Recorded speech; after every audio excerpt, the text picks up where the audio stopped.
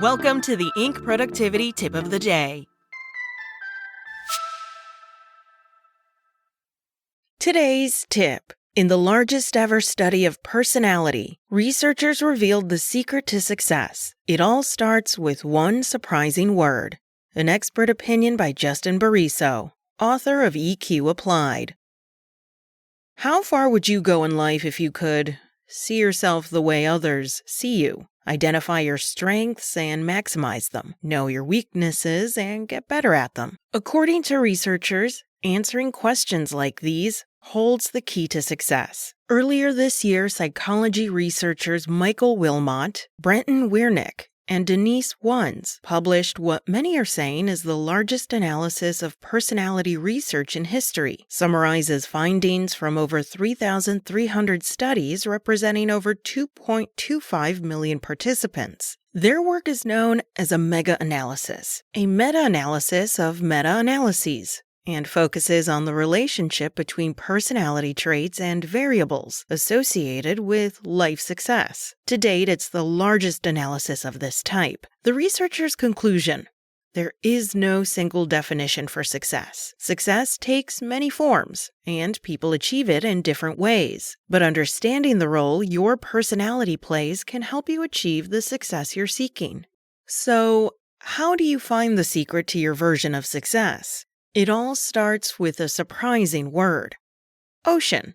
The word ocean, all caps, is an acronym, each letter standing for a different trait from the 5-factor model of personality, also known as the Big Five. The Big Five is the most scientifically validated personality model in the world, and it was the framework the researchers used to conduct their analysis.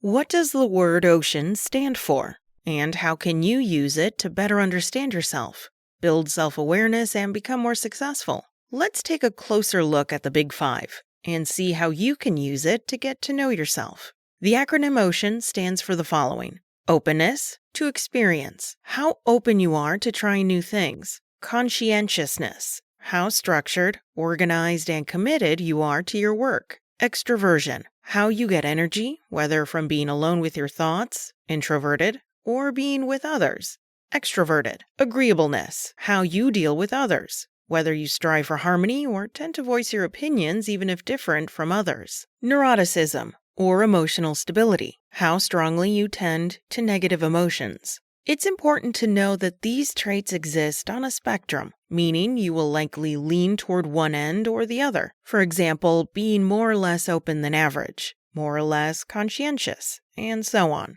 Or you may lie more towards the middle of a trait.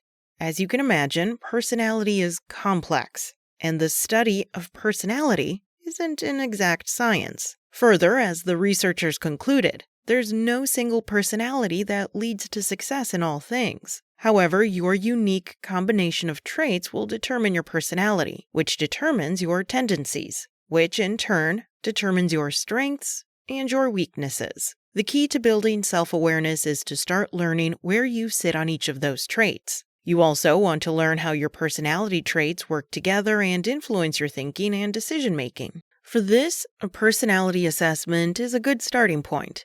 Careful though, personality assessments aren't exact science either, and they aren't all created equal. Some are more accurate than others, and even the most accurate assessments can be misunderstood or manipulated.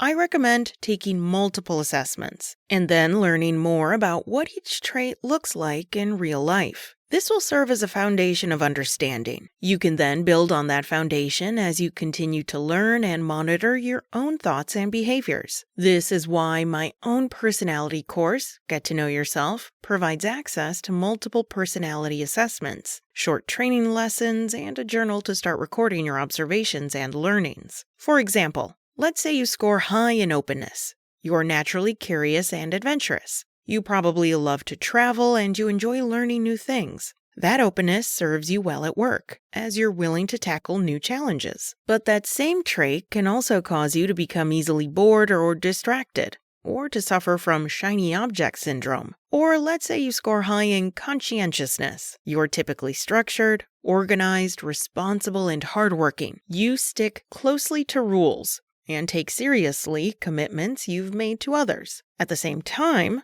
Others may find it difficult to work with you. They might feel you're inflexible, unreasonable, or overly serious. And your attention to detail may make you a perfectionist, holding others to a standard they're not used to. Or how about agreeableness? If you're high in agreeableness, others might describe you as cooperative, polite, kind, and friendly.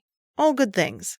But your willingness to keep the peace can tempt you to hide disagreeable feelings or to avoid difficult but necessary conversations. This causes small problems to escalate over time and adds stress. If you're less open, conscientious, or agreeable, you will have different strengths and weaknesses. And the same goes for each of the other traits, too. But once you can see yourself through the lens of the Big Five, you'll start to see how to leverage those strengths, mitigate those weaknesses, and become the best version of yourself.